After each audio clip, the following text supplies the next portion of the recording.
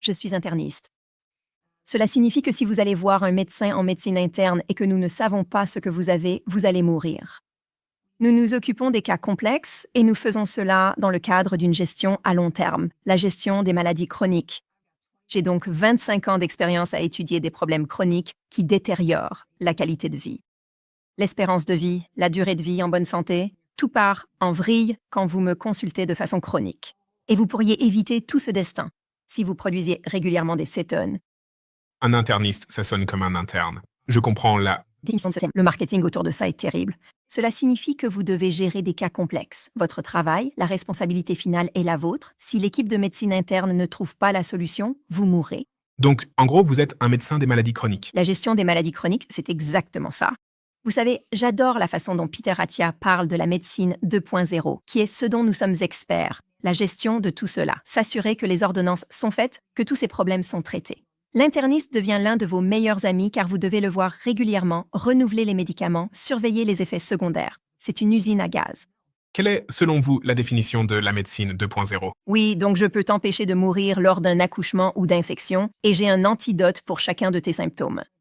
Nous vivons dans un monde où la médecine a résolu beaucoup de problèmes. Des petites choses comme l'hypertension, des petites choses comme quelques kilos en trop autour de la taille, donc des petites choses comme le brouillard cérébral. Oh, mes yeux vieillissent. Tous ces signes indiquent que votre corps a produit plus de déchets qu'il n'en a éliminés.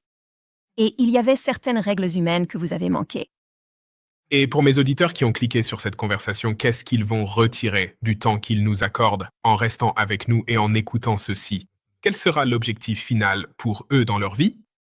En écoutant la façon dont je parle à mes patients et leur enseigne les étapes pour inverser les problèmes médicaux que vous avez déjà sur votre liste. Et en faisant cela, la liberté, c'est de devenir le grand-parent dont vous rêviez, mais auquel vous avez renoncé, pensant que ce n'était plus possible. Et quelle est la liste des situations ou maladies qui Sont sont pertinentes ici? La plus courante, c'est le surpoids et un cerveau qui ne fonctionne pas bien. Derrière tous les patients que j'ai vus depuis 25 ans, nous travaillons sur la performance cérébrale optimale. Même si vous n'y pensez pas, c'est à cela que je pense. Donc, quand vous venez me voir à 55 ans et que je peux voir l'inquiétude de la maladie de Parkinson qui s'approche de vous, avoir la maladie de Parkinson à 55 ans, c'est vraiment très jeune. C'est un cerveau qui accumule trop de déchets et vous ne le savez pas encore. Et je veux dire, dans l'histoire du docteur Bass contre Parkinson, Parkinson a environ 3500 patients. Moi, j'en ai 0. Parkinson gagne à chaque fois. Et le plus grand problème des personnes qui ont des soucis chroniques cachés, c'est qu'elles n'ont aucune idée que cela arrive. Et une fois que cela se manifeste, le retour en arrière est bien plus difficile. Le voir 10 ans avant que cela ne soit censé arriver, c'est une chance de dire « Laissez-moi vous montrer comment inverser cela. Éloignez-vous du bord du précipice. » C'est cette fonction cérébrale qui va le plus vous manquer quand elle ne marchera plus. Et c'est lié à toutes ces choses, comme l'arthrite, la graisse autour de la taille, l'hypertension, le lien fort avec l'état d'esprit mental. C'est-à-dire, on peut parler de dépression, mais les gens disent « Oh, je n'ai pas ce diagnostic ». Je parle d'un cerveau qui ne veut plus s'engager, qui ne trouve plus de joie dans la vie, parce que cela fait trop d'années qu'ils n'ont pas sorti les poubelles. Laissez-moi vous montrer comment sortir les poubelles. Et il faudra le faire plusieurs fois, mais ce qui se dévoile, c'est la meilleure version de votre vie dans l'année à venir. Alors, Tu vas m'apprendre à sortir les poubelles? oui, Les poubelles dans mon propre cerveau? exactement. Et si je sors les poubelles de mon propre cerveau, en quoi ma vie sera-t-elle meilleure? Tu vis au 21e siècle, où il y a beaucoup d'aliments transformés et de façons dont ton corps a agi sans te prévenir. Donc, toute blessure que tu as eue, comme une blessure articulaire qui revient à chaque fois que tu te blesses, il est un peu plus facile de se blesser la fois suivante. Y a-t-il un anneau autour de la taille qui fait plus qu'une poignée d'amour?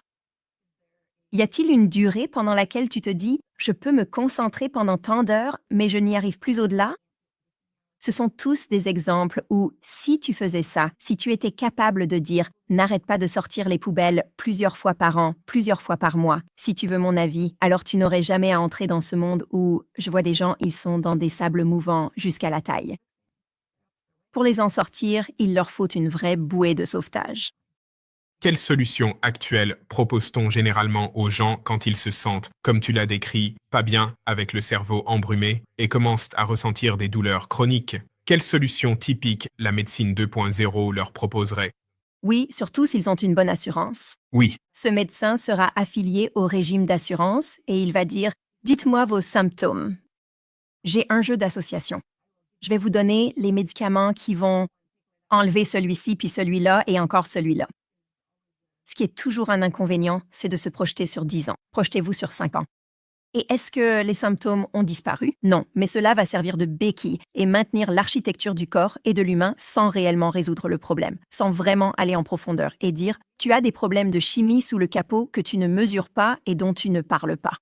Mais si tu le faisais, même si tu n'es pas parfait, même si tu es à 70% de tes capacités, tu te retrouverais à l'âge de 54 ans avec de la vitalité, de l'énergie, en dormant paisiblement toute la nuit et sans avoir ce que tous les autres de 54 ans ont, c'est-à-dire des douleurs articulaires chroniques, un cerveau qui ne peut se concentrer que 3 à 4 heures sans pause, une endurance, une santé et une joie de vivre qui s'effondrent progressivement.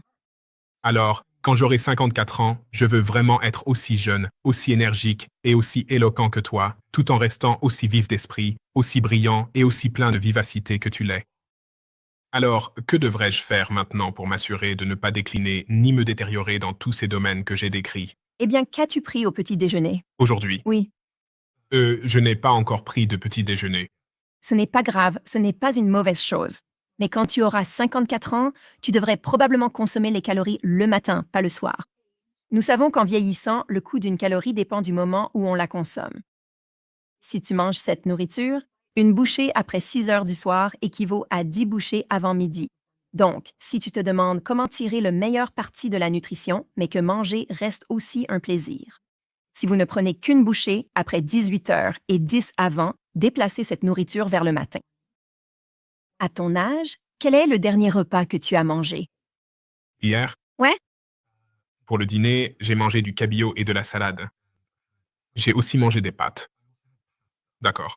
Mais j'ai mangé assez tard, ce qui est Bonus, qu'as-tu mangé plus tôt avant cela? Était-ce votre premier repas? juste une grande salade. C'était plutôt vers le déjeuner ou vers midi?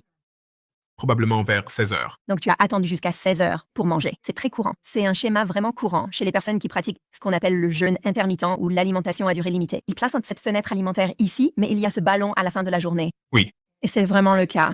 Je veux dire, ce que tu stimules, c'est une production excessive d'insuline.